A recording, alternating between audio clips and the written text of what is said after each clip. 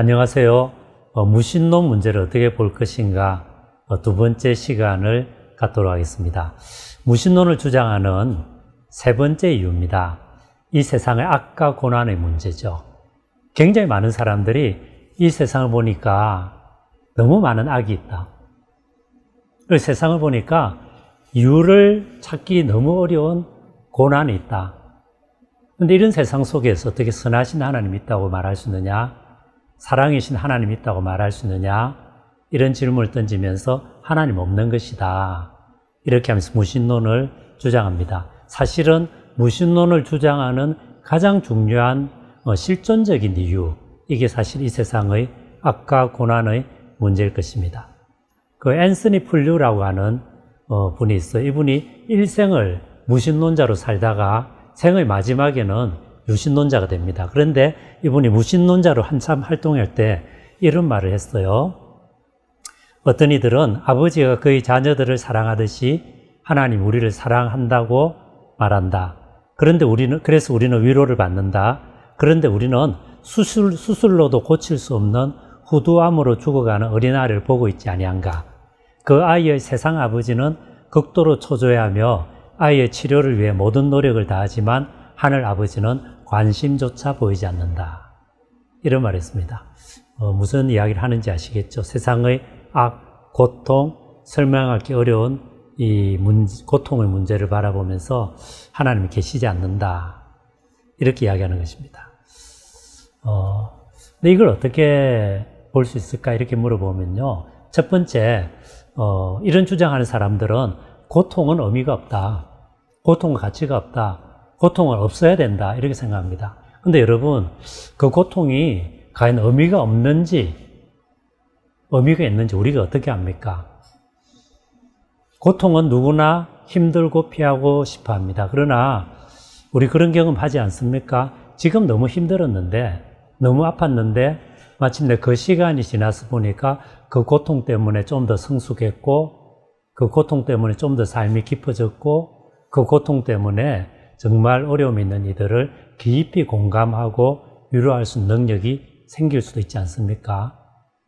고통은 누구나 피하고 싶지만 그렇다고 해서 고통이 의미가 없다. 그렇게 자신 있게 말하기는 사실 어렵습니다. 사실 모든 위대한 세계 종교들은 전부 다 고통에는 어떤 뜻이 있다. 그렇게 이야기합니다. 자, 그 다음 두 번째로 왜 이 세상에 이렇게 많은 악이 있나? 고통이 있나? 이것도 설명이 어느 정도는 가능합니다. 성경의 정언은 뭡니까? 하나님은 사랑이시란 것입니다. 하나님은 사랑이시라. 성경이 하나님에 대해서 여러 가지로 묘사하지만 가장 강력하고 가장 분명한 하나님에 대한 어떤 선포는 하나님은 사랑이시다라는 것이죠. 근데 여러분, 사랑은 뭡니까? 사랑은 사랑하는 대상에 대한 존중을 표현할 수밖에 없습니다. 사랑하게 되면 사랑하는 대상의 자유를 존중하고 그 주체성을 인정을 해줍니다. 하나님도 마찬가지예요. 하나님이 세상을 만드실 때 피조세계에 나름대로 자유를 주십니다. 그 피조세계의 그 존재의 수준에 맞춰서 자유를 주세요. 그래서 물질세계에는 그 자체를 그대로 보존할 수 있는 자기 보존력 같은 것이 하나님 그들에게 주는 어떤 자유의 모습일 겁니다. 식물에게나마 자기 생명을 유지하고 보존하고 확장하는 그런 걸 주실 겁니다. 동물에게는 그것보다 더 커서 자기를 보존하고 생존하고 확장하고 그 다음 번식하고 좀 더 식물보다 더 넓은 것을 주겠죠. 마침내 인간 단계까지 오게 되면은 무엇을 주십니까? 스스로 선택하고 스스로 책임을 질 수 있는 자유의지를 주십니다. 자, 이렇게 하다 보니 이 세상에는 하나님의 힘 외에 다른 힘들이 있게 돼요. 물질 세계의 힘, 식물의 힘, 동물의 힘, 인간의 힘이 다 있고 이 모든 것이 어우러지고 그런 힘들이 하나님이 원하시지 않는, 하나님이 기뻐하시지 않는 그런 일들을 하는 거죠. 그러다 보니까 세상에 악이 생깁니다. 고통이 생깁니다. 부조리가 생깁니다. 그러나 그 책임은 어디 있습니까? 하나님이 다 져야 됩니까? 그렇지 않습니다. 거기에 다 책임을 져야 되고 특별히 우리 인간에게 책임이 많이 있는 것이죠. 그럼 이렇게 말할 수도 있죠. 왜 하필은 그렇게 해야 되냐? 그냥 하나님이 세계에 자유를 안 주실 수도 있지 않았냐? 그럴 수도 있죠. 그러나 그런 세계는 어떤 세계입니까? 그 기계의 세계입니다. 죽어있는 세계입니다.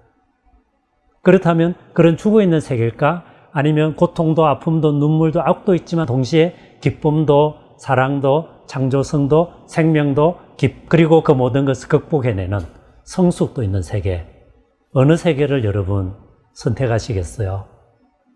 하나님은 생명의 하나님이고 사랑의 하나님이기 때문에 우리에게 그런 후자의 세계를 만드신 겁니다. 그리고 그 안에서 우리가 그런 사랑과 생명과 성과 아름다움을 추구해 가기를 기뻐하시는 겁니다. 그것을 가장 잘 드러내는 사건이 뭡니까? 예수 그리스도 십자가 죽음 그리고 부활입니다. 예수의 십자가 죽음 안에서 예수는 세상의 모든 악과 허무와 눈물과 고난과 아픔과 부조리를 한 몸에 안으셨고 마침내 부활의 능력으로 그걸 이기셨고 이제 성령을 우리에게 보내셔서 성령 안에서 이 부활의 능력을 전하게 하시는 것이죠. 그래서 이 세상 악과 고난을 보니 하나님이란 없다 이렇게 말할 수 없고 오히려 그 악과 고난의 많은 부분은 인간과 세계의 책임이지만 하나님이 사랑으로 그 악과 고난을 이겨가신다. 그렇게 우리는 답할 수 있을 것입니다. 자, 네 번째로 이제 무신론을 주장하는 이유인데요. 인간의 자유로운 선택을 위해서 하나님이 없어야 된다는 것입니다. 무슨 이야기냐면 이런 것이죠. 만약에 하나님이 계시고 하나님이 원하시는 어떤 삶의 법칙이 있다면 인간은 그 뜻을 따라서 살아갈 수밖에 없지 않느냐. 그렇다면 인간에게 자유란 결국 없는 거 아니냐. 결국 인간에게 남아있는 것은 숙명 혹은 운명 이런 것밖에 없는 거 아니냐는 것입니다. 20세기 전반기의 실존주의 철학자 사르트르 같은 사람은 이런 이유로 인해서 하나님을 거부하는 거죠. 사르트르는 그렇게 이야기합니다. 인간을 진정 인간답게 하는 것은 자유다. 그런데 우주에 주가 있고 그분의 뜻이 선행에 있다면 인간은 자유롭지 않다. 그래서 인간은 진정 자유로울 때만 인간일 수 있는데 따라서 하나님은 없어야 된다. 그렇게 주장하는 것입니다. 그래서 그는 인간의 자유를 위해서 무신론을 요청합니다. 자, 이와 같은 주장에 대해서 우리는 어떻게 답을 할 수 있을까요?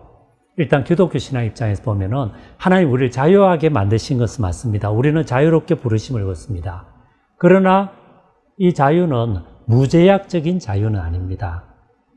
어떤 질서 안에서 원칙 안에서 진정 인간은 자유로울 수 있다라고 하는 것이 성서적인 의미에서의 자유죠. 우리에게 자유가 주어졌는데 이 자유는 무제약적인 자유가 아니라 어떤 원리 안에서의 자유입니다. 그래서 성경은 말하죠. 진리가 너희를 자유케 하리라. 그리고 다른 성경에서는 예수님이 진리다 그랬죠. 그래서 예수 안에 있을 때 하나님 말씀 아래 있을 때 속박되는 것 같은데 오히려 그때 인간은 자유롭게 된다.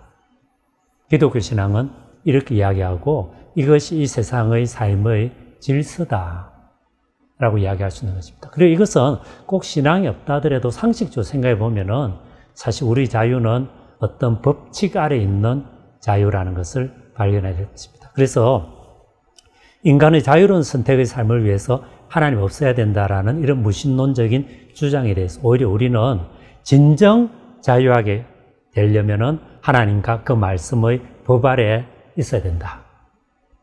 이렇게 답을 할 수 있을 겁니다. 자, 그 다음 마지막 다섯 번째로 이제, 무신론을 주장하는 이유인데요. 하나님에 대한 믿음이 구체적으로 기독교 신앙이 개인적인 도덕과 사회 발전의 방해 요소가 됐다는 겁니다. 하나님에 대한 믿음이 개인적 도덕과 사회 발전의 방해 요소가 된다. 맞습니다. 그런 면이 있습니다. 그러나 이것이 다는 아닙니다. 복음만이 개인과 사회를 바꿉니다. 종교가 바꾸지 않습니다. 이것으로 무신론 문제 두 번째 시간을 마치겠습니다. 감사합니다.